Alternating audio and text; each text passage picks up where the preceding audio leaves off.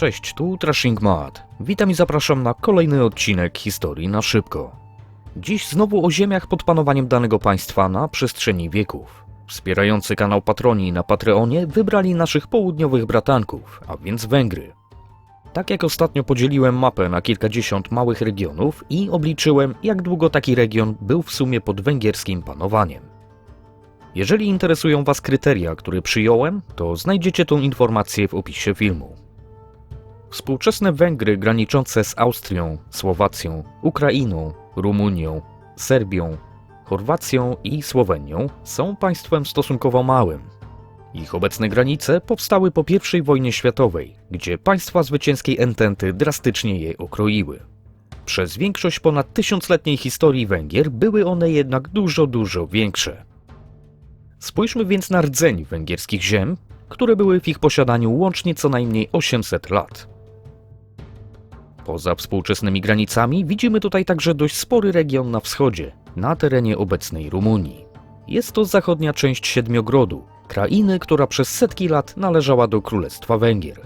Po klęsce w bitwie pod Mohaczem na początku XVI wieku rozległe Węgry zostały podzielone pomiędzy Habsburgów i Turków. W Siedmiogrodzie powstało jednak zależne od Imperium Osmańskiego księstwo, które cieszyło się sporą autonomią. To właśnie stamtąd pochodził elekcyjny król Stefan Batory. Kolejny okres – ziemie węgierskie przez co najmniej 700 lat. Węgry i Siedmiogród zostały więc połączone. Region ten znany jest dzisiaj jako Kriszana, niegdyś jako Partium. Po klęsce pod Mohaczem należał on początkowo do zależnego od Turków węgierskiego wasala, jednak w pewnym momencie został on przez nich zaanektowany. Stąd nieco krótszy łączny czas węgierskiego panowania. Mamy także wschodnią część Siedmiogrodu. Tutaj z kolei widać efekt samych początków państwa węgierskiego, które stopniowo zajmowało ten region w toku X wieku. Wreszcie mamy tutaj na północy część ukraińskiego Zakarpacia. Zarówno tam, jak i w Siedmiogrodzie do dziś zamieszkuje spora mniejszość węgierska. Następny okres co najmniej 600 lat. Widzimy tu zasadniczo ziemię Królestwa Węgierskiego. Na północy należała do niego cała obecna Słowacja, która przez większość części historii zwana była po prostu Węgrami Górnymi. Podobnie z resztą ukraińskiego Zakarpacia i na wschodzie mamy także pozostałą część Siedmiogrodu. Na południu granica sięga do Dolnego Dunaju, na terytorium dzisiejszej Serbii i Rumunii.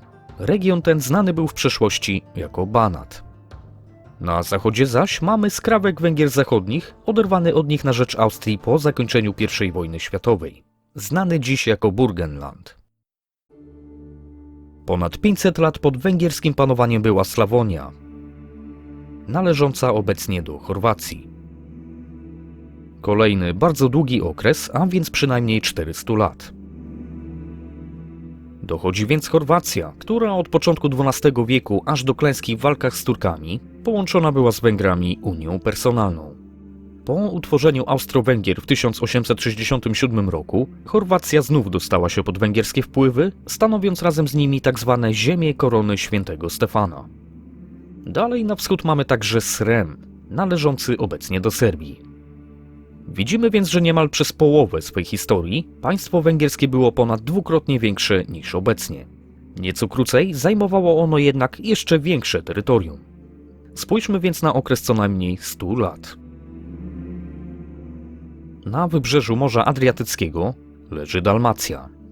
Znajdujące się tam w średniowieczu liczne miasta często opierały się węgierskim królom, później zaś Węgry wielokrotnie walczyły o nie z kupiecką Republiką Wenecji. Obok leży Bośnia. Także i tutaj mamy efekt węgierskich wpływów z czasów średniowiecza. Ponadto pod koniec XIX wieku w wyniku słabnięcia Imperium Osmańskiego stała się ona austro-węgierskim kondominium. Dalej mamy tereny obecnej Serbii na południe od Dunaju. W średniowieczu leżały one w obrębie należących do Królestwa Węgier Banatów, Meczwańskiego i Belgradzkiego.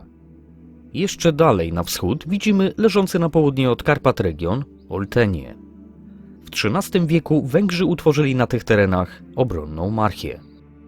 Mamy także nieznaczne rozszerzenie granic w Austrii i na Morawach, efekt wczesnego średniowiecza.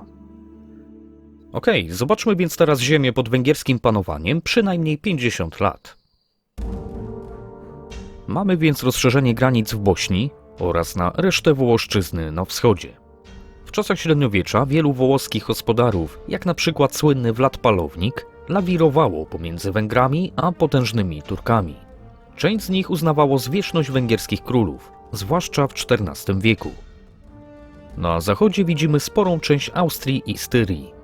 Na samym początku historii Węgrów opanowali oni czasowo leżącą tam wtedy frankijską marchię awarską. Styria została na krótko podbita w XIII wieku po wymarciu rodu Babenbergów. Wreszcie Austrię i Styrię podbił w XV wieku król Maciej Korwin. Spójrzmy na przedostatni już okres co najmniej 10 lat. Na południu widzimy sporą część Serbii, która została opanowana w XIV wieku, potem gdy osłabili ją nadciągający ze wschodu Turcy. Na wschodzie mamy gospodarstwo Mołdawii, które na początku swego istnienia krótko uznawało zwierzchność węgierskiego tronu. Na północy zaś Ruś Halicko-Włodzimierską. Opanowana była ona na krótko w XIII wieku, po czym została przyłączona do ziem korony węgierskiej, gdy Ludwik Andegaweński wstąpił na polski tron. Co ciekawe, Węgrzy utracili Halicz w wyniku zbrojnej interwencji polskiej królowej Jadwigi. Polak-Węgier dwa bratanki, ale pamiętajmy, że było wiele momentów w historii, gdzie przeciwstawne polsko-węgierskie interesy doprowadzały do konfliktów. Wreszcie mamy także Morawy, Śląsk i Łużyce, opanowane przez Macieja Korwina, gdy w Czechach panował kryzys wywołany pojawieniem się husytyzmu.